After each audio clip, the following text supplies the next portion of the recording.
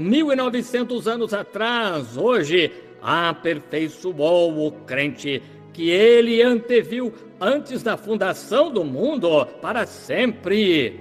E aqueles que ele chamou, ele justificou. Aqueles que antes conheceu, ele chamou. Aqueles os quais ele chamou, ele justificou. Aqueles que ele justificou, ele já glorificou. Ele aperfeiçoou seus crentes. Agora observem, voltemos agora ao primeiro versículo. Tendo a lei a sombra dos bens futuros e não a imagem exata dessas coisas, nunca pelos mesmos sacrifícios que continuamente se oferecem cada ano, pode aperfeiçoar o que a ele se chega. Observem, aperfeiçoar é do que estamos falando.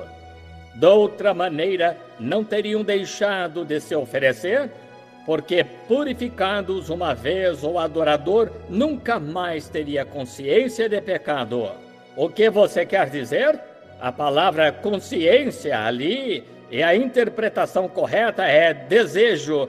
E se um homem vem, o adorador, corretamente diante de Cristo, vendo seu sofrimento, e ele se oferece a Cristo e diz: ó Senhor Deus, não há nada em mim que possa expiar, mas estou inteiramente dependendo de Ti. Então aquele Espírito Santo entra no coração humano. A questão do pecado propriamente dita é resolvida para sempre, pois cada desejo de pecado é tirado de você.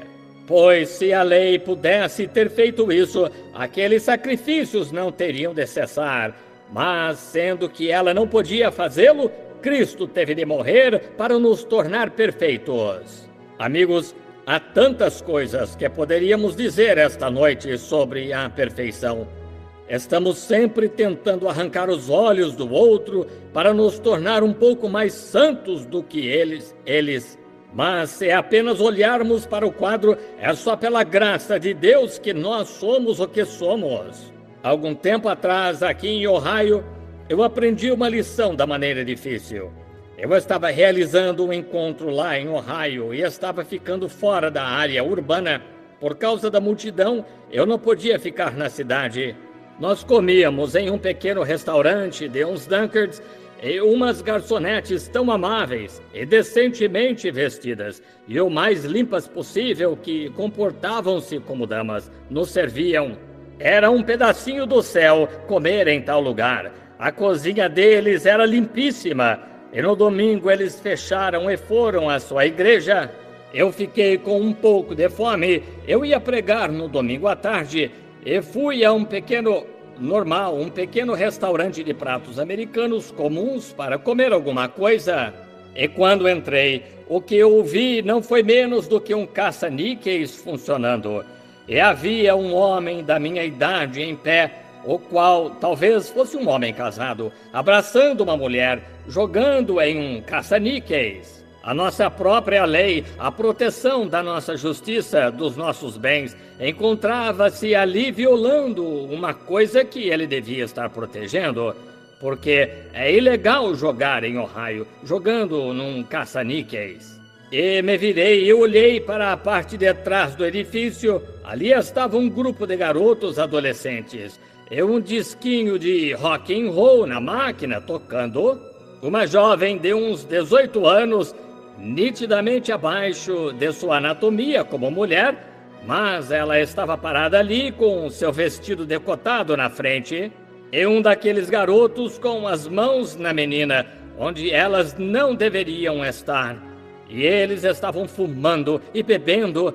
E pensei: oh Deus, como pode suportar isto? E olhei à minha direita quando ouvi alguém soltar um grande gemido. E havia uma mulher de idade sentada, provavelmente de 60 ou 70 anos. Ela estava usando essas velhas roupinhas vulgares, quase pela metade de seus membros, e sua pobre carne enrugada estava tão flácida como podia. E ela estava usando essa pintura de lábio e uma grande coisa roxa no lado do seu rosto, pintado. usando uns sapatinhos, sandálias, com as unhas dos pés roxas pintadas, as unhas das mãos roxas pintadas, e seu cabelo estava cortado bem curto e enrolado e tingido de azul.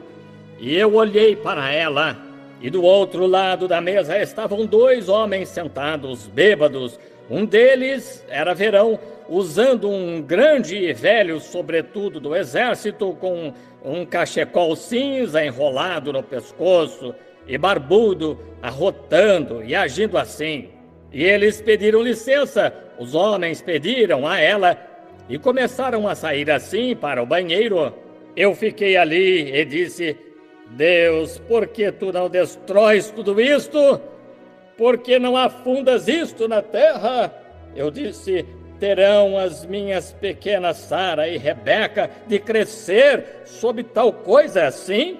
Eu disse: como podes tu, Deus, em tua grande santidade, suportar olhar para uma coisa assim e não enviar um terremoto e afundar isso?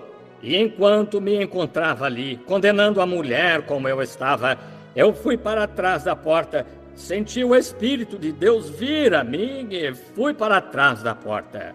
E vi alguma coisa que parecia estar rodopiando, e enquanto estava na visão, isso era o mundo dando voltas e mais voltas.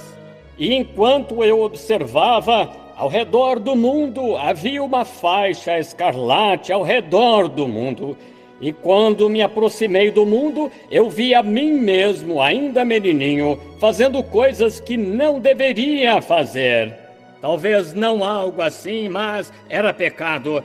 E cada vez que eu fazia algo, eu via aquela grande sombra negra ir em direção ao céu. Pelo que Deus teria me matado naquele minuto.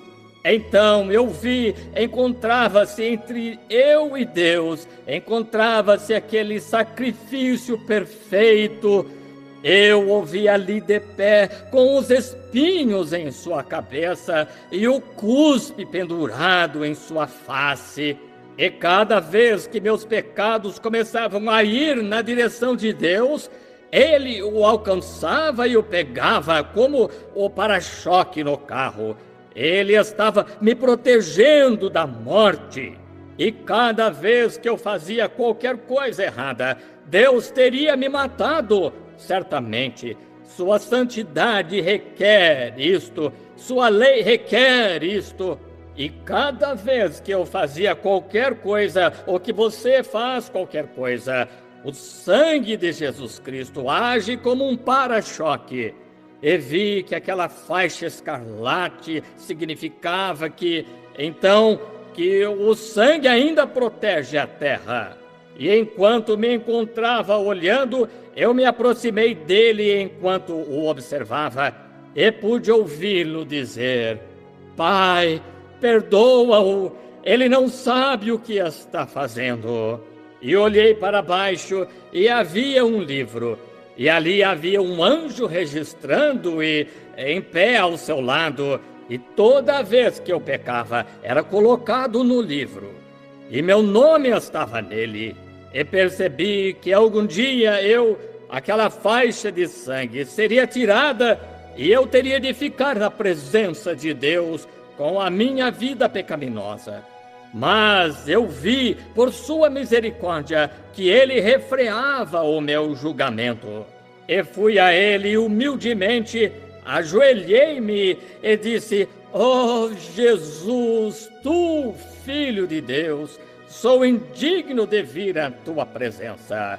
Mas, por favor, não me perdoas pelo que tenho feito? Ele tocou o seu lado com a mão, pegou o velho livro e escreveu perdoado nele. Atirou-o para trás de si e meus pecados desapareceram. Então ele olhou-me com expressão severa, disse: Agora eu o perdoei, mas você quer condená-la. Então eu vi o que aquilo queria dizer. Assim que saí da visão, eu me aproximei dela e disse: Como está? Ela estava bebendo, Ela olhou para cima em minha direção e disse: olá. Eu disse: poderia me sentar? Ela disse: estou acompanhada. Eu disse: não foi essa a minha intenção, senhora. Quero apenas falar com a senhora por um minuto. Ela disse: sente-se.